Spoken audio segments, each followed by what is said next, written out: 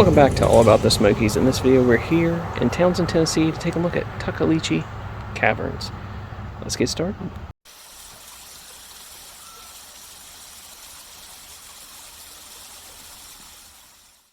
They do have a really cute gift shop here with plenty of Tuckaleechee Caverns clothing, some stuffed animals, lots of cute things in here. Some of the stuff reminds me of my childhood, like these little horses, but especially these teepees up here. All this stuff. Oh my gosh. It's like stepping right back into my childhood. I loved all these little wooden carved, like there's the train whistle, and oh, you guys remember this? Before kids had phones, this is what we had to do. But it's really cool stuff.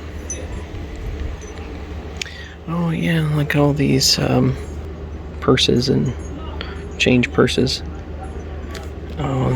These two, they have the things you wear on your head. The it says Native American style toys.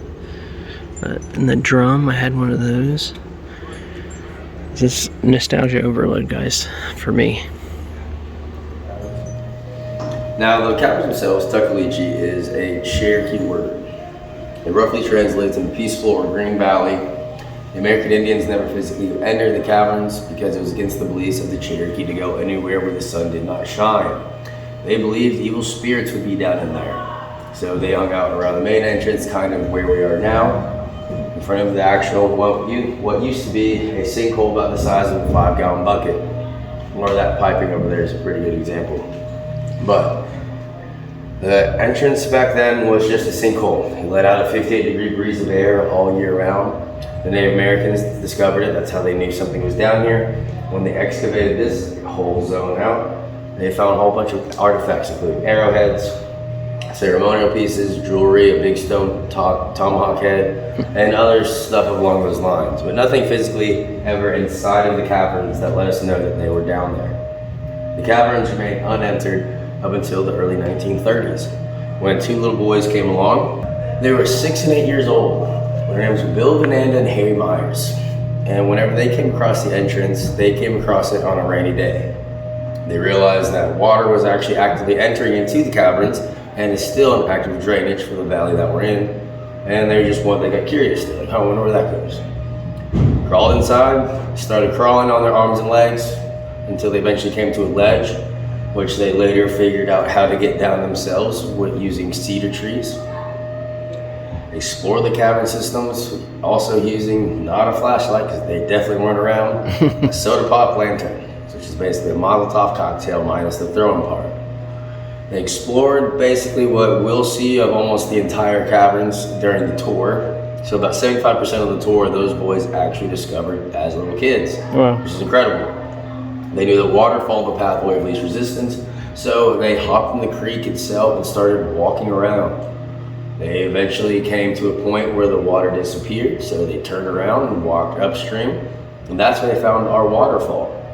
They didn't know how big it was at the time, but they definitely knew it was there. They knew the caverns was big and something that to admire itself. So when they came out, they rushed home and they told their parents. Parents didn't believe them. They said, there's no way there's something that big underneath the valley that we're in. So you guys are crazy.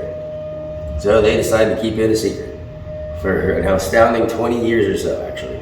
Wow. They eventually went to fight World War II. They came back, realized that no one else had discovered the property was down here itself, and then decided to purchase the land and the mineral rights, and then started giving tours in 1953. Holy cow, wow. So, the gentleman who actually sold you your ticket is Philip Vananda. He is the son of the 6-year-old boy who found the caverns itself. Their family privately owns and operates the caverns and just lets people basically come walk into what is possibly the coolest basement ever. It is. This is like, you can own a cave, I never thought it was possible, but you can just own a cave. And it is a very big one. We are the largest and the highest rated caverns on the eastern side of the United States. We are the only one with the 5-star rating by AAA. I don't know what that means, so no one ever told me. They said to say it, so yeah. But down there is a room you can fit a football field inside of just about. Wow. On one side of the caverns. And then on the other side, we're gonna have a 210-foot waterfall, which is actually the biggest underground waterfall in the country. Those two rooms are half a mile apart. So we're gonna go down there, and we're also gonna walk 205 stairs. So by the time we get back up to here, it's 410 stairs and about 1.25 miles when it's all said and done. Wow. So, holy cow. This first little corridor area that we are walking through was the original entrance of the caverns. When the boys were entering through it, it was very, very tight. Even after the war, when they came back, still very tight. So they decided to blast out the first 90 feet or so of the entrance. Good reason too, because I definitely want to give tours if they did. You don't want to crawl through? I mean, I wouldn't mind. It's just people would be they'd complain way more about it than what they already do now. Yeah. But they eventually worked their way all the way down here. This is Noggin Knock Alley, with the Rock of Many Names. So basically, imagine crawling down something like this. Yeah. To get down here for the first time as a little kid. I'd be too claustrophobic. Yeah. For that long a period of time. Well, the simple fact that it was completely dark the entire time they were down here until they got to the bottom to light the lanterns. Not having any idea of what's in it. Bloody clue. Now, right around the corner here is going to be that ledge the boys came to. From where we sit, walk and go down where the pathway is, it's about a 65-foot drop. But from the bottom of the riverbed to the top of this ledge is about 85 feet. But now, you get your first real glimpse at how big the cavern system really is. Wow. Do be careful on your way down. Yeah.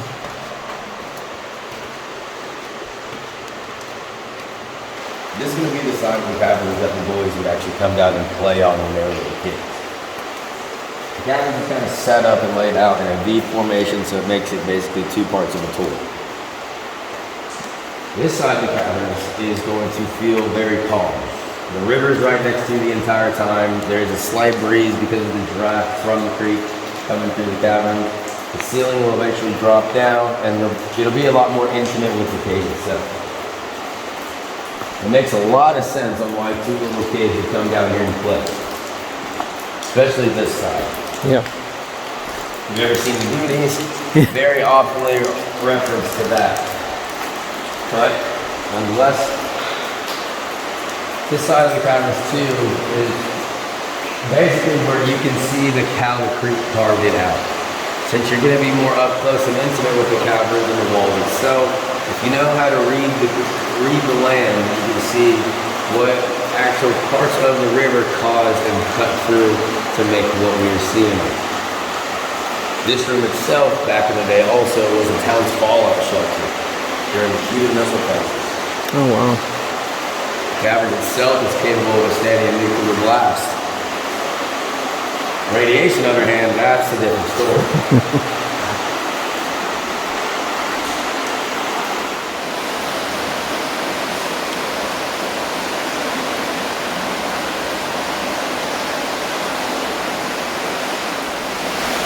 Inside the cavern itself, we do have animals that live in here.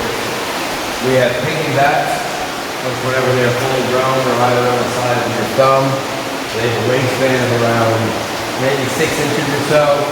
They're brown, they're light brown with pretty long hair fur, and they look just like a chicken nugget, to be honest with you. See, Almost dead, I just can't talk. Exactly the same. But don't recommend eating them. probably not much meat.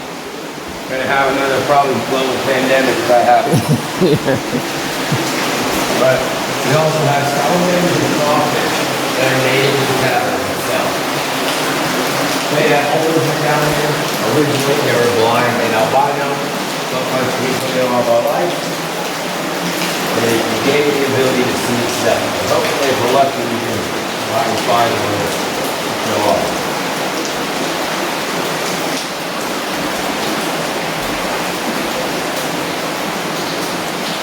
We're only going to see around 6% of the cavern during the tour.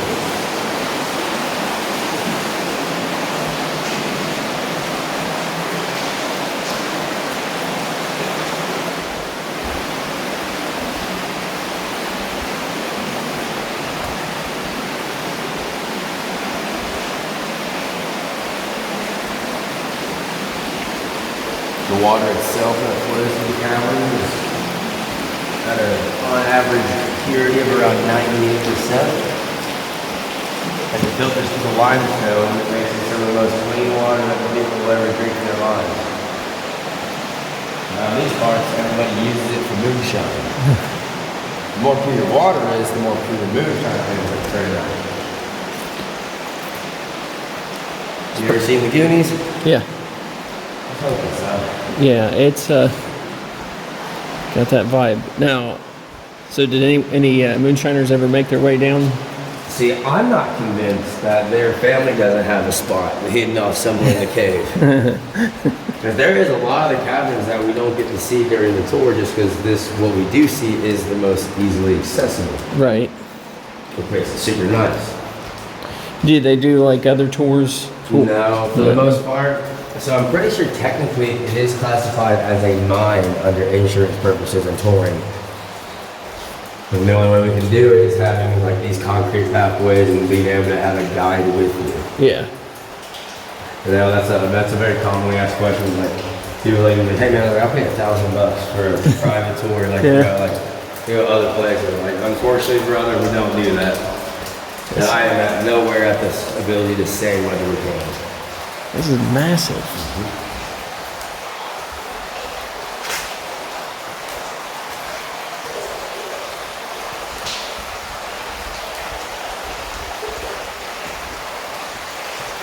You come down here as a kid, you're like, okay. Yeah. As long as you had some way to light it up. So the thing is, too, like the caverns are like way bigger than what that gift shop looks like. Yeah. That gift shop looks like you're gonna get killed. You're like, oh, I've seen this scary movie before. And you get down here, like, oh my goodness. That just keeps going. Should have brought extra pairs of socks on this tour. Wow.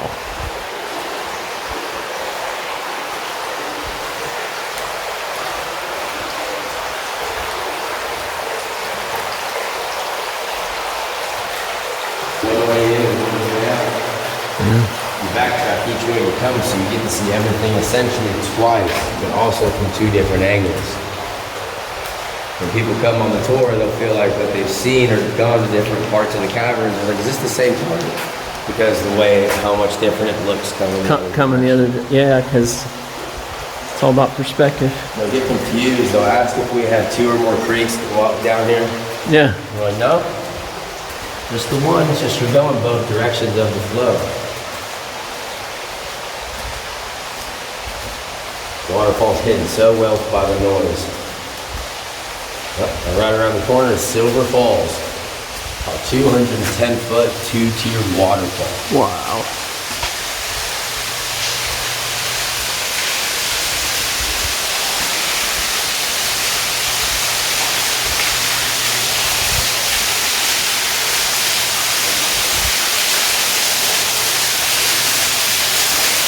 Right now we're about 300 feet underground.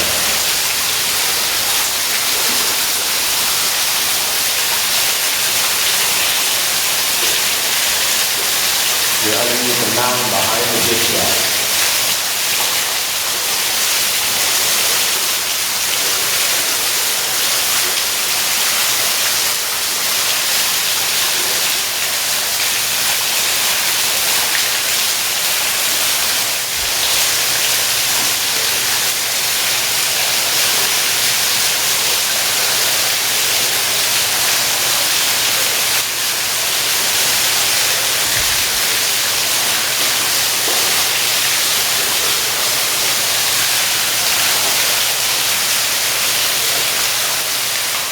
The two caves are only connected by the water tunnel that is the first tier of our 200-foot waterfall. It takes about 12 hours for the water from White Oak sinks to get down to the caverns itself, and around another 16 hours for it to flow through the entire caverns and exiting out of the cavern system through Dunn Springs.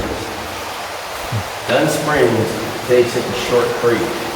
Short Creek is what actually will take it all the way to the Little River that flows through Townsend itself. And eventually all that water does make its way to the Mississippi. Wow.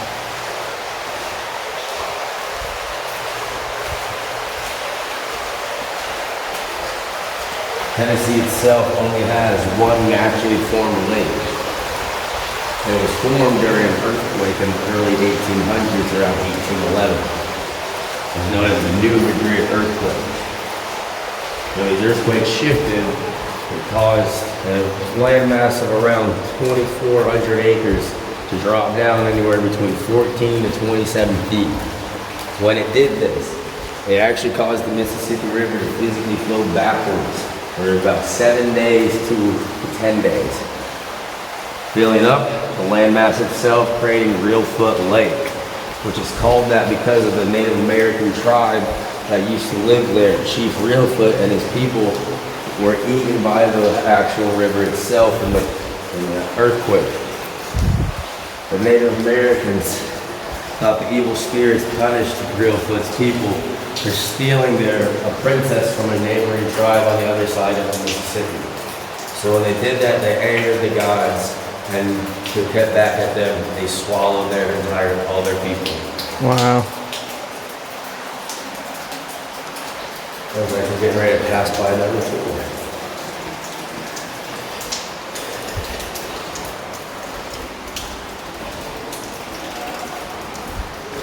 Later on throughout the tour, you'll be able to see formations that were broken during those earthquakes.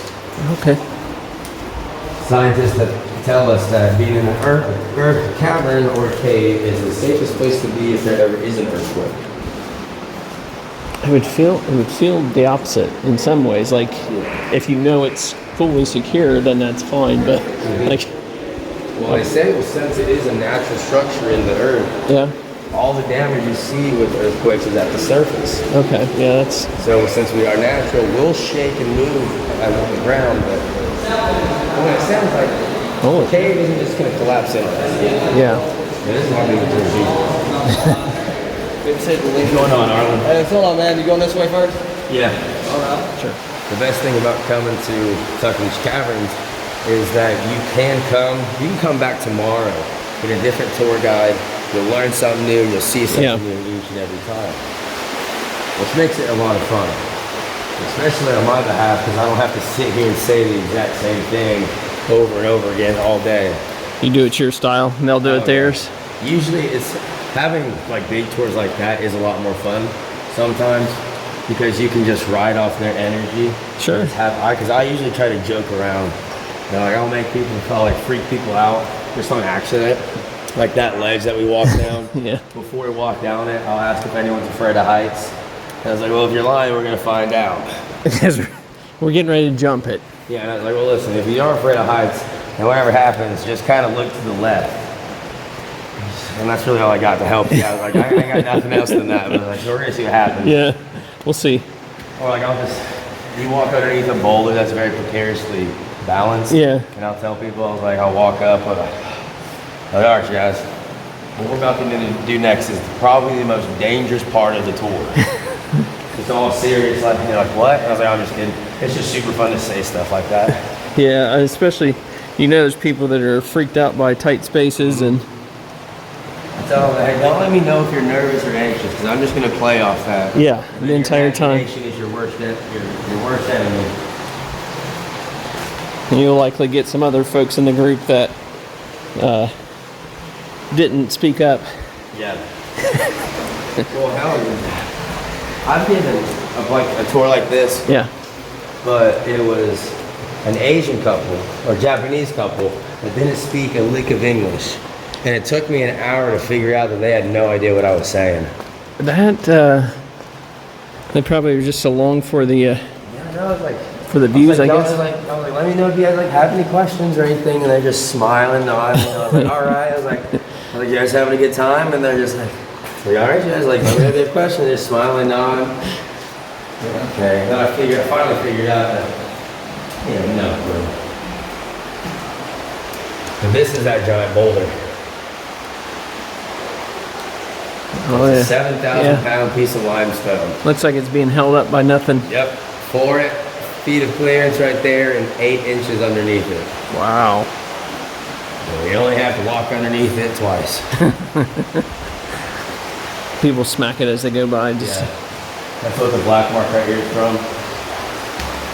But if you look at it, That ain't a whole lot of clearance. No. You never thought 8 inches was so important. This formation I like to call a Lorax mustache. It does look like that. These are the columns that were broken during those earthquakes in the early 1800s. Now, the formations are actively growing still, but unfortunately they have no way to actually connect back together. Look at that.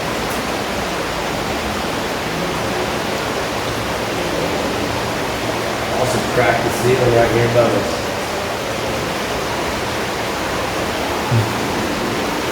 Now earlier whenever I told you that the boys got a certain distance in the caverns, this is that point. The water itself is going to flow underneath the flow stone that we're about to walk over top of. This side of the caverns was not discovered until the later 50s, early 60s by professional spelunkers. When they came down here, they came up and around the flow stone itself, hopped back down this little tiny hole, and then kept on going with following the creek. When they discovered our big room, they discovered it from the bottom of it looking up and had no idea how big it was. The flashlights at the time were not powerful enough. The only thing they knew is they could hear an echo, which is pretty cool.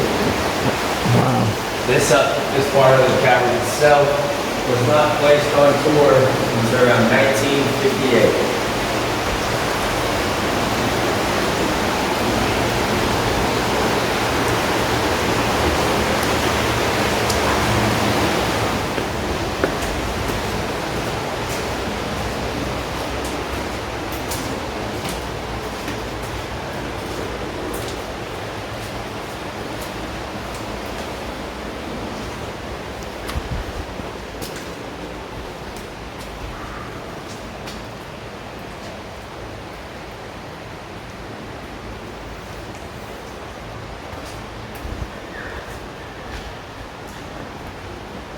So you're welcome to head on down to the Drapery Room.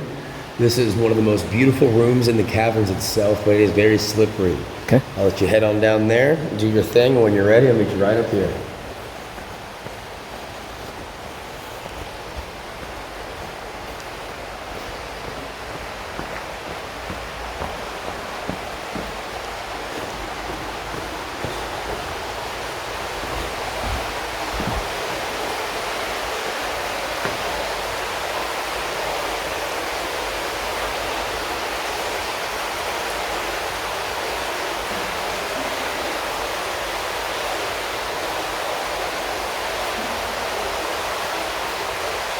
The sounds are amazing. The drips and the drops.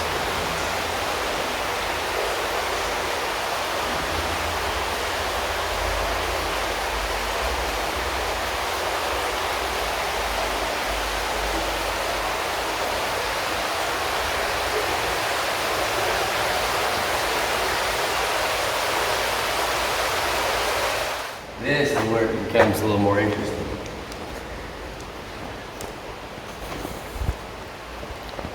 We're about to be 500 feet underground. This is the deepest point in the tour. And you're underneath the mountain that's on the other side of the parking lot. So this is a little fun part. This is a pile of bat guano that people touch all the time. If it looks like people are going to touch it, I never stop them and I always let them touch it. Yeah, no, it's not going to be me. I know what it is and they don't. And it's always very funny. Yeah, well, I appreciate the heads up because I don't have the urge to just touch random things that look kind of gross, personally. But Well, you tell people not to touch stuff, so like, all right, bring it on. So you have to know what I'm going to touch.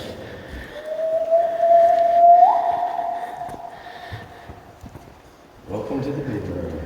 wow, The big room is 400 feet long, 300 feet wide, 150 feet deep from the ceiling to the riverbed.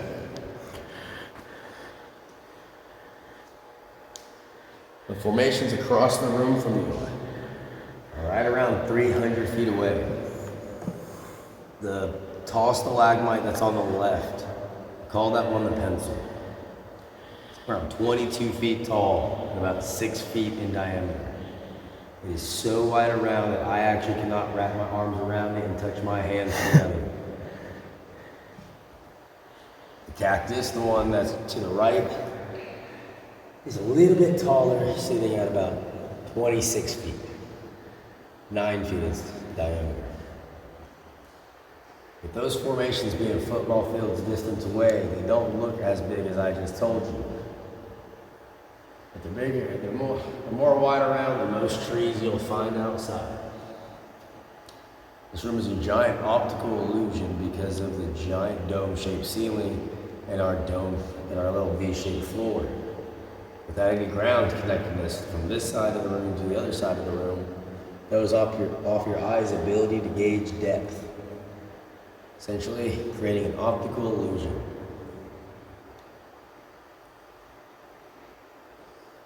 So is that one the one you're saying is bigger around? This one all the way over here.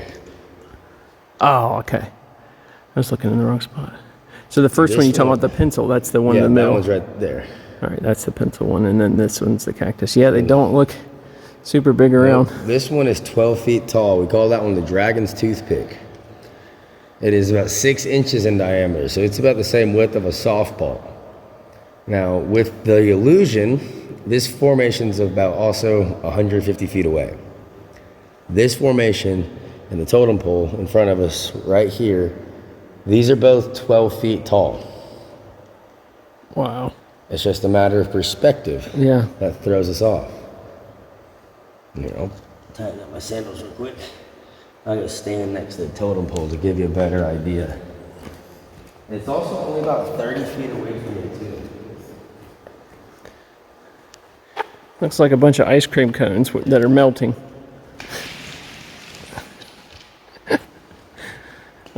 I take it you've done that before. Yeah. I used to go, oh no.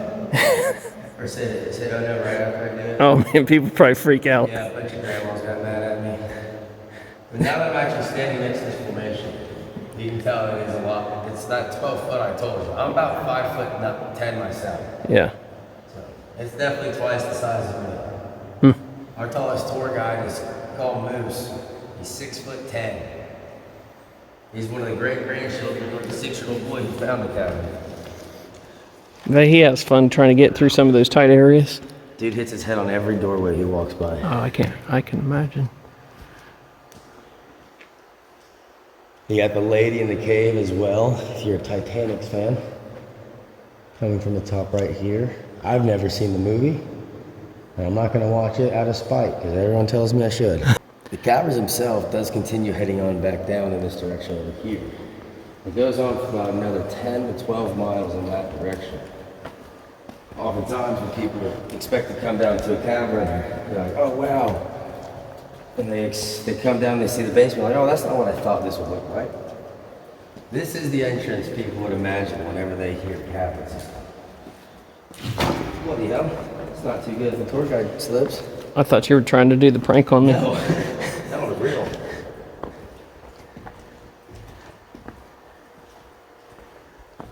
Massive.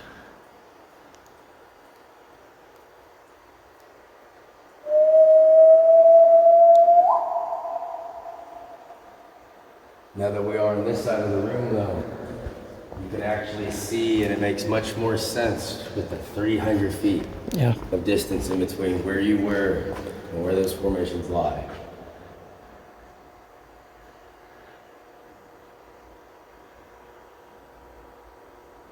All right, that was Tuckaleechee Caverns here in Townsend, Tennessee. Great, beautiful place. Beautiful place. Very different. If you've been to Forbidden Caverns, definitely very different than that. Would highly recommend giving this a go at least once. Tour guide Alec was awesome. I ended up somehow being the only person in my group. I came in between two large groups and somehow just got squeezed in and was just a solo by myself. So that made the process go a little bit quicker for us. But usually this is going to take you anywhere from, depending on the size of the group, 45 minutes to, he said, up to almost 2 hours, depending on if it's a really large group and they're stopping and looking a lot. So I would say plan on at least an hour, maybe an hour and a half of your day, and it may be shorter for you, but for me it was very quick. but well worth it. Well worth it. It's 20 bucks for adults. So, you know, there's not a lot of things like this out there. So it is a unique experience, something you would definitely want to come try for yourself. Bring the family, and I highly recommend it. This has been another video from the Great Smoky Mountains. We hope you have a great day. God bless.